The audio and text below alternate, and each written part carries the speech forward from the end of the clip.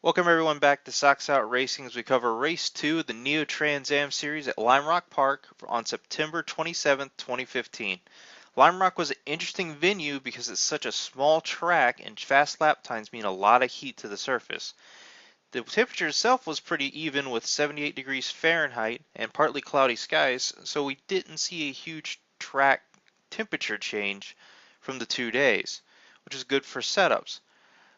Our strength of field was at 1871 and our top qualifier was the 922 James E. Crawford with a 52.087. So you can imagine with such a narrow racing line here at Lime Rock Park, the heat will build up quick in this track compared to some of the other venues we'll hit this series. You can see all the cars going down the field. We had 15 cars starting this race, and everybody's just real anxious to take off in the beginning, knowing that it's really going to be some jockeying for position early on because passing opportunities are very small here at Lime Rock with these cars.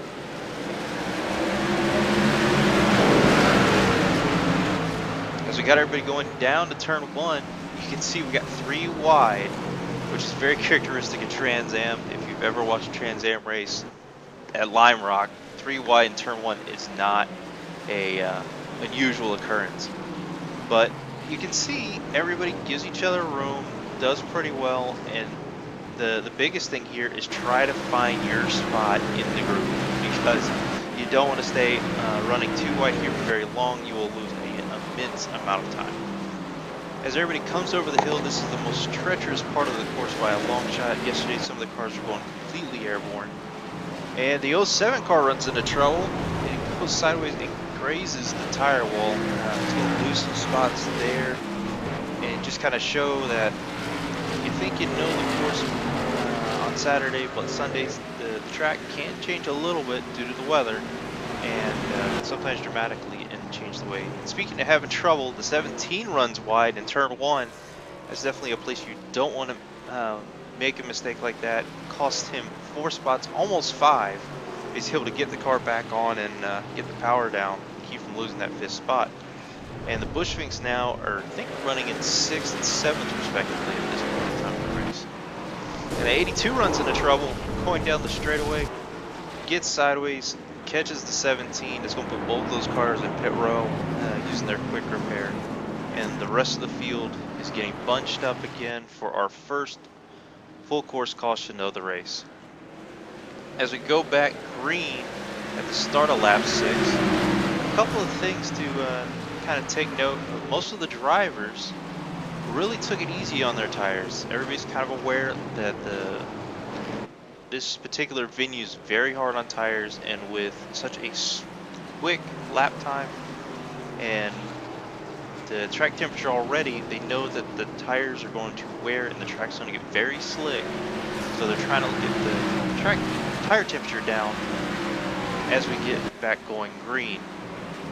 Coming over the hill. Ooh, the 27's wide and the 808 by Craig Shelton and Clifton Cockrell in 27. And it looks like the 808 went real sideways. Let's take a look. 808 gets sideways, and that just creates a big mess as everybody's panicking coming over the blind hill and rolls the 3 car by Dominion Grant Gonzalez. And I'm sorry, Damian Grant Gonzalez. And so that cuts out our second full course caution of the race, and we go back green finally at lap 10. As you can see now, the 17 car has now rejoined the field. And ooh, a little bit of trouble here. The 808 goes sideways. Looks like just a giant chain reaction here in turn 3. Nothing goes terribly wrong. Everybody's able to get on track, so no caution here.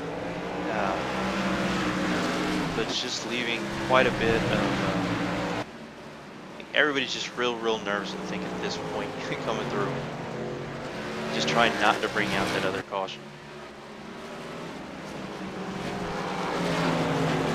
27's fallen back a little bit from the leaders. This definitely has a lot of ground to cover. But I think one thing you'll see is just how or one thing we saw as the race went on, is just how drivers prepare. Speaking of which, as we got to lap 21, we started seeing the leading cars coming through about half of the field at this point, lapping down. You see the 42 looking for its way around the 82, and the 82 is now a lap down at this point, so is the 920. 920 is driven by Kent Winthrow, I think I said that right. And the 42 is Daniel Thompson there, and we got newcomer Justin Krudoff sitting in second.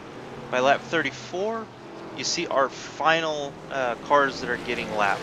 The 920 goes around Andrew Horsley, putting him a lap down, and now we have the battle for 6th place between Scott Johnson in the 07 and Andrew Horsley in the 787. And then behind them, we have the battle for 10th place between Andrew Mulder and Stephen Burbage. And so, just kind of give you an example of how mixed the field is. Now you have Horsley and Johnson running, they're a lap down, and then you have Burbage and Mulder that are running, they're 3 laps down. Burbage stopped earlier on in the race, tried to get tires. See, that would help because tire fall off was immense this week. And it seemed to work out pretty well for him to get back to position from Mulder and to try to get around Johnson to try to catch back up and see if he can get a shot at Davis, who's a bit further down the track. Downside is, at this point in time in the race, there's so little laps left overall in the grand scheme of things that you do not have enough time to catch up with Davis. Some good racing though overall, and really put a lot of drivers thinking long term on how they want to approach the rest of the series, because this is the first race we really saw pit strategies try to be used. Some a little more successful than others, but it left our race winners, James Crawford, who had just an amazing superiority in tire management. Second place took also to a newcomer, Justin Krudoff, and third place, coming after race one's great show, even though he ended up taking, I think it was 3rd or 4th last race, is Daniel Thompson. So just congratulations to Daniel for taking a podium. It's definitely a good race for all of our leaders, and just everybody did a good job working with lap traffic. So we see how the points break down. As anticipated, James Crawford is the first race driver this series to get the race maximum of 40 points here at Lime Rock. So championship points right now, we've got Clifton Cockrell still sitting at first with 70 points. Daniel Thompson now sitting in second with 69 points, and then Craig Williams third with 64. Our next recap will be for race 3 at Mid-Ohio Sports Car Course. Our Saturday practice was on October 3rd, with our qualifying and race on Sunday, October 4th. And we just want to thank everyone for their patience with us getting these race recaps